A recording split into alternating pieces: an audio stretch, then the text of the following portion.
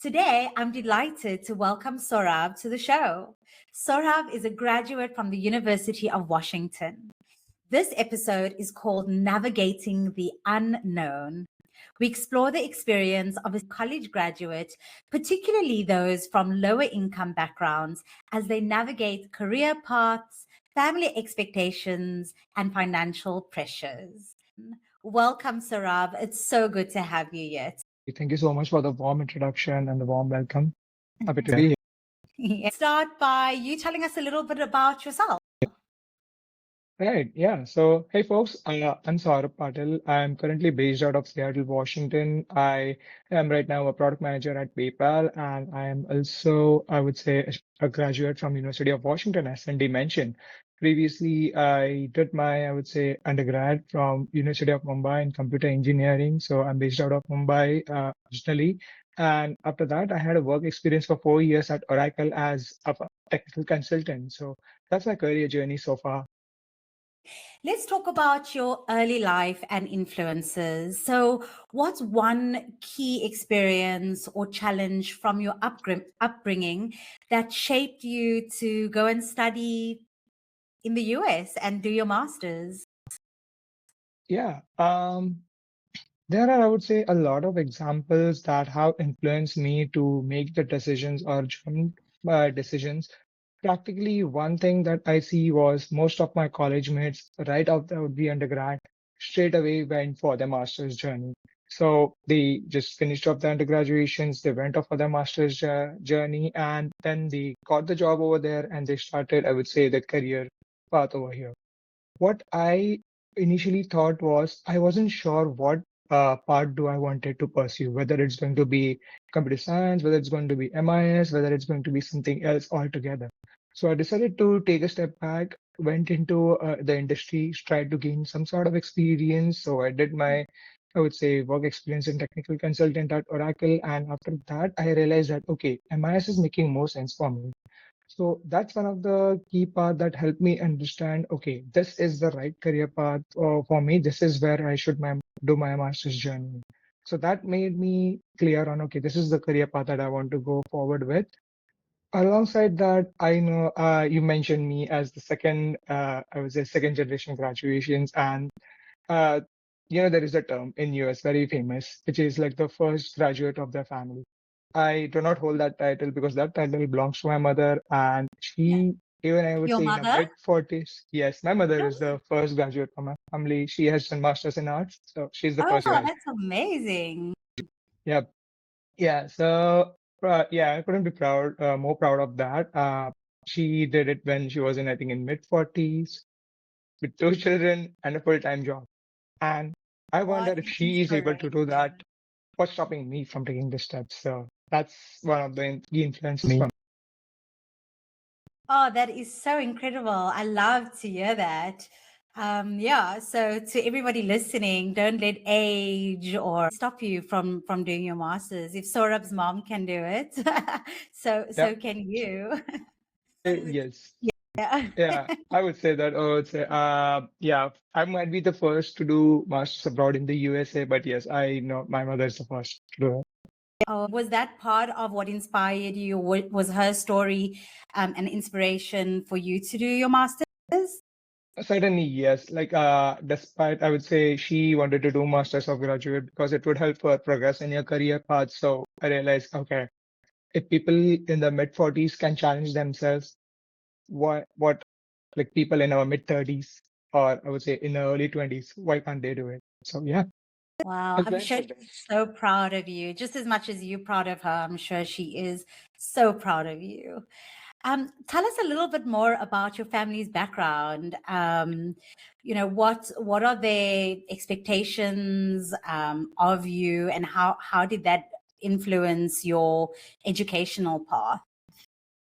Yeah, so a bit about my family. I come from a rising middle class family in Mumbai. So yes, both my parents work for the Indian government. So my dad works for the central government, my mom works for the state government, and both of them had I would say a modest upbringings.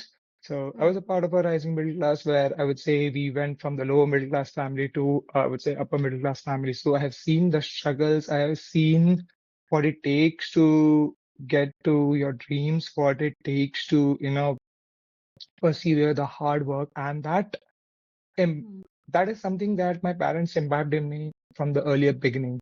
I would say I never had, I would say, taken everything, for granted. I did all the efforts that I could do, all the hard work, whether it's in academics, whether it's in social circles, whether it's an extracurricular. I did my best to be everywhere and tried until I realized, okay, this is where I should move forward with my career path. Because that's when I think if you explore a lot of things, that's when you realize that, okay, this is where you're fitting in the well. Yeah, fitting in well. So that's where I would say took my journey towards. Amazing. So early in your study abroad journey, you already knew what career you wanted to pursue. In my earlier career journey, no, I would say so. I did my undergrad in computer engineering. So, natural progression for most of the people would be to do something in masters in computer science, computer engineering, masters in artificial intelligence, because that's also a degree nowadays. So, and data science. So, there are a lot more technical degrees. What Mm. I realized was, yes, I could do technical stuff. Yes, I can code for us. Yes, I can build softwares and applications, but that is not the part that was giving me the most excitement about. What helped me was one of the projects that I took up when I was doing a data science course. And that data science course helped me realize the power of technology and how it can help influence the business decisions. Okay, so that project was mostly about finding the probability of, I would say, the person who is going to donate the blood for the second time. So, there are blood donation camps that happens across, I would say, across the world. But yes, this was specifically for Blood, Mumbai. blood donation? Yes, blood Oh, bank yes. Oh, camps. where you Yeah. donate blood. Yes, Okay. exactly. Okay. Right. So they had this registry of database and they were trying to look at what are the probability of the chances that this person might be able to donate the blood for the second time. So we will put them in the national donors list where they, in case of emergency, if this person is nearby, maybe we can give a call back. The emergency services can give a call back to them based on their blood group type, based on their age, based on their any health conditions they have. So Yeah. that made me realize, wow, this set of information, when you convert it into, I would say, a data that can be helpful for, saving someone's life, Life. that Yeah. made me realize the power of, using technology as a means of business. So that's Yeah. what my, I would say, journey path inspired me that, okay, this is the journey path that I want to do. And right now, as I would say, I'm not in data science, but I'm in product management, which I would say I'm using the business, I would say business data or the tech data to drive the business decisions so that, Mm. we can make, I would say, business revenue, we can make, our users happy. So that's, I would say, my career journey or the career path that has inspired me to be at where I am. Wow. So you're out there saving lives, Saurabh. Right now, not right now. I've been a little short of that, but yes, I do want to, I would say, one of my goals is definitely to work towards, helping the social community and social justice. So yes. Absolutely. And your masters helped you, helping My you get to that masters, point. yes, masters did give me a lot of exposure to the different set of individuals, the different set of, I would say, their experiences. So, working with I mean, United States, it's such a vast community of individuals from different backgrounds, from different people around the world. Mm. They bring with their own set of experiences, their own set of cultural identities, and working with Mm. them and understanding the nuances of how you interact with a certain set of individuals. How do they see, I would say, a certain set of things, and how Mm. it you try to make sense of it. So that's really quite inspiring, I would say, and that's Mm. did help me from my master's journey to understand people's expectations, people's expertise, people's background. Mm. Yeah, that is, I would say, some one of the key things that I looked at, Mm. when I was doing my master's. I think that's so interesting. You come from Mumbai, from India, you leave your home country, you go to the US, to Washington, Seattle, and it's a completely different environment. Tell us about that. Yes. I would say this might not be the first time that I have left my home. I did left initially for a few months from my home for a job in a city called as Pune, which is not much far from Mumbai, but yes, I did live for a few months. But So is it that your first has, time leaving India?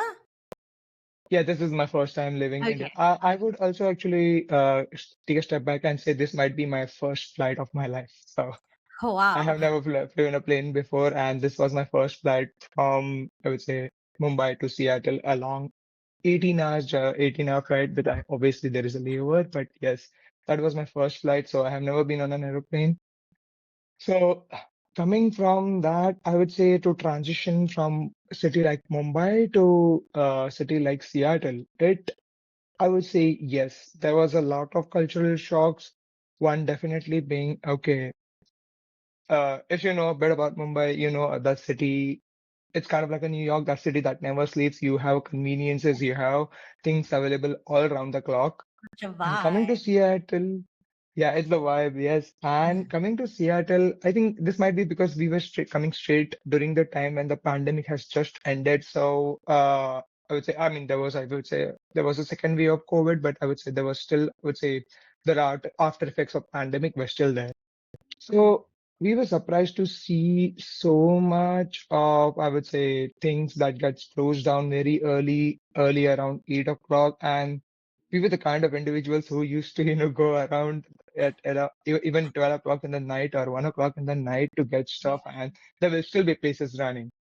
That Yeah. was, I would say, something I did not anticipate that, okay, in US, people do, tend to close down their shops early. And that's when I started to realize this concept of they have like a work-life balance thing. Mm. So your work, yes, you do your work, but there is also something that sets you apart from your work, Yeah. which I would say in some of the Asian countries, probably I think that is not really the case. The work defines your identity a lot. And over here, the person defines his identity. It's not the work. A work is just a side product. So that's something Mm. that got me interested more about knowing, okay, how do people in, the Western countries try to live? So Mm. it's not, okay, he has a job, that's fine. But apart from that, he has this much, he's studying, he's doing a master's degree, he has, I would say, career in sports, he can do some side hobbies, they usually go out. So all sort of things. That is what I think I found very interesting about the people over here. Yeah. Mm. Wow, that is so fascinating. And you raise such a good point. I know even like it's so hard to know when to switch off. You Mhm. constantly working around the clock.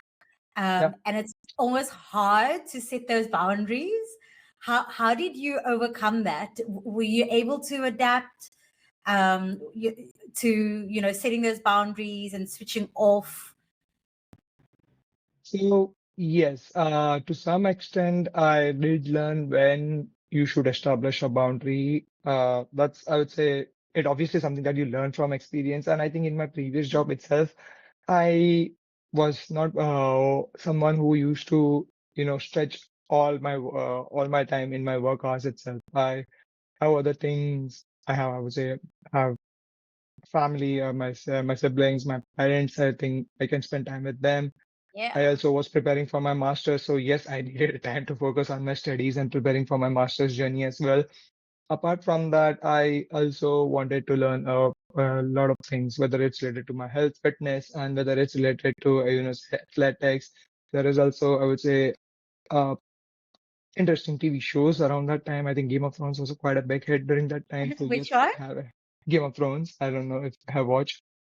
Stones. Oh my gosh, Yes, yes, of of course. course. Yes. So yes, I would say that I wanted to have like a life where a work is not going to be the only defined, because Yes. today I've seen stories where, like a person, they had, I would say, heart, not heart, I would say the health crisis at work. Mm. And the next thing that happened is they got immediately replaced by someone with a fit bust. That came as uh, I would like I would say I was shocked to find out that, okay, you can easily get replaced at work and the company won't think twice about you. So that defines that, okay, what's the reason for you to invest so much in your work? Yes, I'm not saying that, okay, do not do your work, but yes, try to have like a balanced lifestyle where work is not just going to be your only factor in life. You have other things, amazing things to also to take a look at. Wow, So yeah. I think a yes, lot of international students, might find this challenging. You move to a different country, or even if you're starting at a job, you want to overcompensate by giving so much of yourself. That's right. such a good point. How do you spend? You mentioned, you like to watch TV, or you like to zone out on some Game of Thrones, and you focus on your health. What sports or activities do you do? Yes, working out, going on a run. Sometimes, my roommates and me, we used to go for playing soccer, badminton was the one. So every university in US I have seen, they have, I would say, their own fitness centers for their athletes who play college football. So Yeah. if you're a student, you get to use those facilities, albeit at some cost, but that's obviously covered in your fees. So try to use those facilities as well. Keep a check on your health, on maintaining fit uh, because I would say this would be yes, you will obviously have. I know the international students face a lot of pressure when it comes to the jobs, when it comes to, I would say, the careers path, and yes, there are. All right. Yeah, right. So they face a lot of situations on that, but again, yes, there would be an extent up to what time you would be able to, get to focus. For example, I know a time where, since I was not getting an internship, I was keeping on applying applications after applications. And then I realized, okay, there are no more applications to do. So what should I do in that case? You won't stay up and digging up applications, right? So we just left our houses. We go any places around Seattle. Seattle is such a beautiful city, in during the summers as well as during, I would say, the closer fall winters. I would say the city is really amazing. So we went around across the cities, have some, I would say, local cuisines over here. There is not much in local cuisines in Seattle. Like obviously there's Starbucks, but yes, so that's really there, of course. So yes, I would say go out, talk to people, talk with your friends, hang out with them. That's also something that you should have in balance with whatever the academics, whatever the career options you have. And do tend to know, yes, the market in the past few years obviously has given a trend where, yeah, you really people are not getting callbacks for internship. People are not really getting, I would say, the careers that they wanted. But yes, having a balanced life still does not, you know, still is going to take you in a longer run. Is going to be better for you in the longer than, just focusing on the work, on the careers and the study. This is actually a topic that is so important, and I don't think we talk enough about. Mhm. I'm fortunate I connect with the community, the Prodigy Finance community a lot, and we talk about it like, oh, I'm struggling to find a job, but nobody really explains the impact that it actually has on your mental health. And so I think that's some really incredible advice, Saurabh. Prioritize your mental health. Go out there, meet your friends at Starbucks, have a coffee, go for that run, join the fitness club. The university has all of those facilities. And like you mentioned, it's included in the fee, so make use of it. Right. How did you manage the financial realities? I know you come from a middle class family and your parents have good jobs in India. But did you experience any financial challenges studying abroad, especially in the USA? Can be so expensive. How did you manage and overcome that? Yeah. One I want to say is that I self-funded my entire education. So what I knew was I didn't want it to, be a financial burden to my parents. I did not want it to take money from them. I wanted to do this on my own because Yes, doing a bachelor's was definitely, my father forced me. Yeah, you have to get into the computer engineering. You're definitely gonna be an engineer. So that's when I think, yeah, that's what my father paid for my fees over there. But doing the master's was entirely my own decision. So I realized the finances regarding my master's journey should be completely on me. That said, there was, I would say, times when I was evaluating, okay, my father might have to pay interest. So there were, I would say, couple of options in India where, I was getting some loan amount with some sort of interest, but the interest will be paid by my parents. And then there was Prodigy Finance, which, you know, it's entirely up to me how I'm going to pay the entire education fees. So I naturally was inclining towards going for Prodigy Finance because I can, you don't need any collateral. You don't need a cosigner.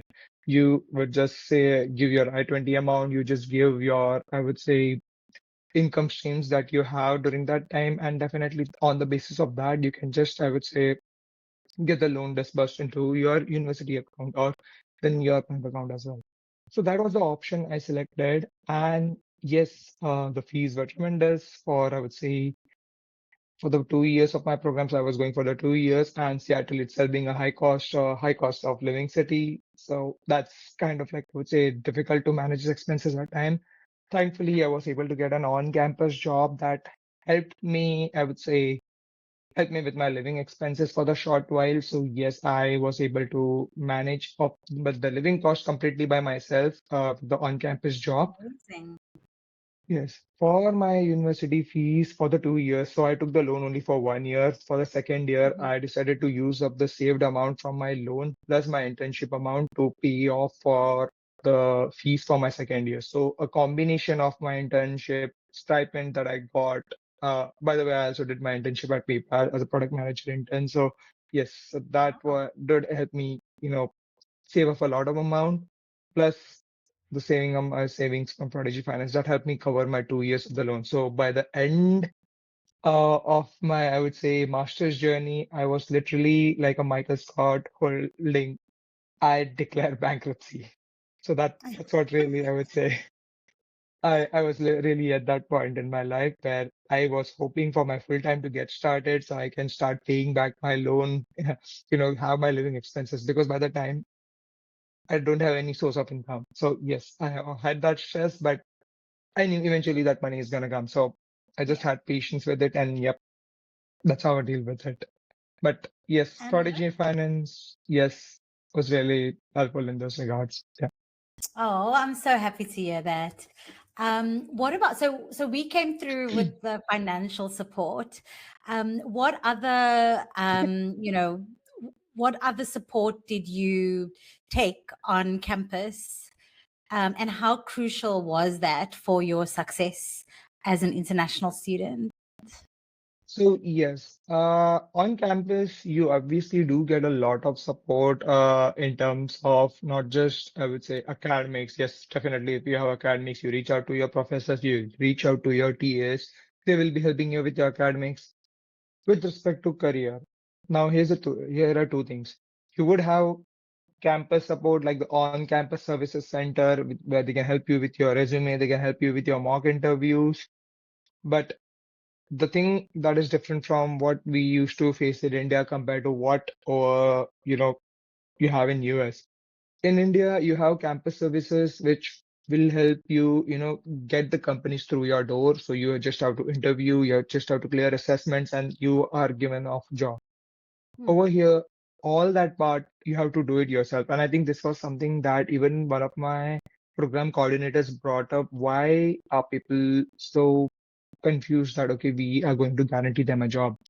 While we never Hmm. advertise anything like that. So this is something I would say a lot difference in how things work in India compared to in US. In US, you have to the services will prep you for the job, but you would need to go and get the job yourself. You have to apply for the job. You have to, get your job through either referral, through Yeah. direct applications, through reaching out to recruiters, career fairs. Yes, those are another options where you can, put forward your pitch and your resume. And I would say if the company likes you, they will reach out to you for further application process. So career wise, yes, you get a support in the university, but do not consider, I would say, to students outside of the US that they are going to guarantee you a job. You will have to work for the job. This is not something I would say handed off to you, like Yeah. you used to get it back home. Right. So that's about the career services. And the second part of career services is you have school alumni, you have, I would say, people in the industry. So more than that, I would say many people are willing to help out a fresh graduate student out of college, compared to a working professional. Like right now, if I go and ask for someone's time, it would be a bit more difficult. But as a student, I used to get that, I would say, benefit of, reaching out to people, cold emailing them on LinkedIn, Mm, uh, and even over emails that, hey, I am looking for transitioning from technical consultant to product management, and I would really and I saw that you have the same career path. Would it be possible for you to share some advices, or I would say, how do I present myself so that I can get to the job of product manager? So those networking, those calls, I would say, do help me in shaping up my resume, shaping up my answers for the career path that I wanted to choose. And that, I would say, yeah, people out there, yes, not all of them would be helpful. Not everyone is going to be available straight outright. Like if I look at it right now, I am really fortunate that people were able to help me out because I try to do the same things and I'm finding it difficult with managing with respect to job as well as, helping out people in this industry. So people mm. who are, I would say, in the undergrads, but I still try to do my best to get, I would say, help out individuals. Amazing. So you're just returning the favor, like you got help and now you the one giving help. Yes, no, no, definitely. I would say that's how I would say the cycle should continue. Yeah, yeah. Yeah, and I guess if you have never left your home country, um, it can be so overwhelming. And just to get support from someone who's been through your shoes before, I'm sure it can be so super helpful for anybody. Yeah. Yeah. Sorry. Okay. I'll yes, I will say yes. These people who I reached out to, they helped me not just with my, I would say, career experience as well, but navigating the life through US. Okay, how do you manage your academics, career, and everything in balance? So Mm, yes, that is something that I was able to get help from them. mm. Understand, okay, this is how you should navigate it. And right now, yes, that's how I would say the help should carry forward. But yes, Yeah. Yeah. I'm so thankful that, networking and mentorship is such a thing at the moment. right. I mean, I don't know how it was a couple of years ago, but, when I speak to some of the older mentors, it wasn't like that before. They kind of just needed to figure and navigate things out by themselves. Thankfully, you can literally reach out to anybody on LinkedIn and, they're willing to help. So let's move on to currently where you are. You're a product manager at PayPal. I mean, that's huge. Yep, yep. I would say yes, this is one of the dream companies. And I remember telling my roommate when I was, I would say, when we both were applying for jobs that, PayPal, uh, I should get a call back from PayPal because we have very similar experiences. I would say, very Yeah. fit for the fintech experiences. I also worked in Oracle on the financial services side. And I said that, yes, I should definitely get a call back from PayPal. Cut to the chase. I'm at PayPal. How does your dad feel about it? I know he wanted you to be an engineer. Uh, I would say my dad is happy with the way I have progressed my career so far. So I'm definitely not an engineer. I'm a product manager right now. It's definitely someone who sits in between the engineer and the business folks. So Yeah. it's a techno-functional role. Uh, I would say I'm super happy about the career path that I have progressed around. But yes, Asian parents, Indian parents, yes, you still can do better. And I also feel like, yes, I can do more better. I would say I can go more further in my career path, but yes, that's a story for the different. Tell us Yes. what are you looking ahead to? Like, what would you like to do if not being a product manager? Right. So, during my master's journey, I worked on, I would say, a project from Microsoft that was for AI for accessibility, which is basically helping people with disabilities.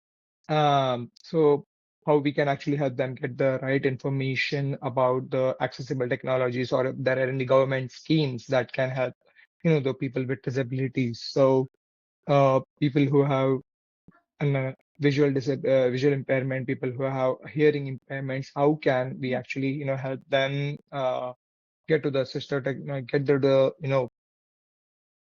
the right means of technology, Mm. right? So that inspired me that I not just want to, work for the big companies and everything. I also want to do some community work, I would say social community, because uh, my inspiration for my master's was definitely, that blood donation, the story that I told you about, and that imbibe me that, okay, yes, I want to contribute more towards the social causes going forward. So definitely, I would say yes. At PayPal, I get the opportunities by working with. I would say there are NGOs collaborating with PayPal, of course. So I get a chance to work with those NGOs at times, running their campaigns, running the marketing campaigns, running their, I would say, finances so that they can sustain themselves and help the individuals with needs.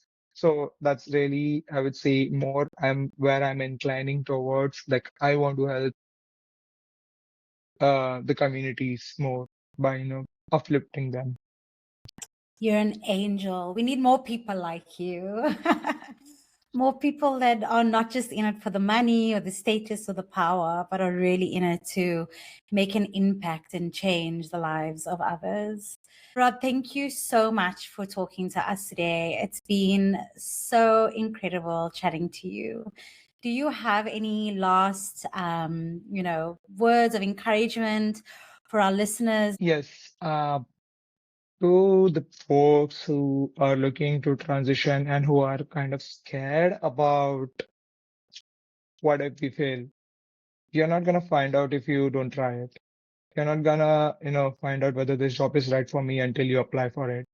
You're not gonna find out if, will I be able to get to the next step of my career without, taking the step forward for it. So that take that step. That's what I would say. Don't be hesitant. Don't be, I would say, skeptical about what people will think, because people will think irrespective of whatever you're gonna do. If even if you don't do, people are gonna talk about it.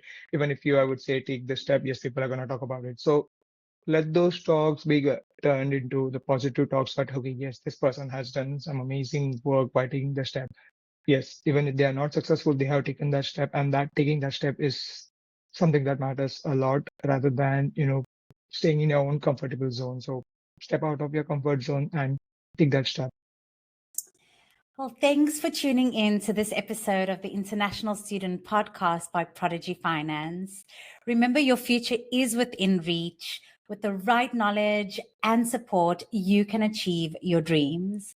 If you're ready to take the next step, visit our website at prodigyfinance.com to learn more about your funding options and to start your application today. Don't forget to like, share, and subscribe to our podcast. Until next time, keep learning, growing, and dreaming big.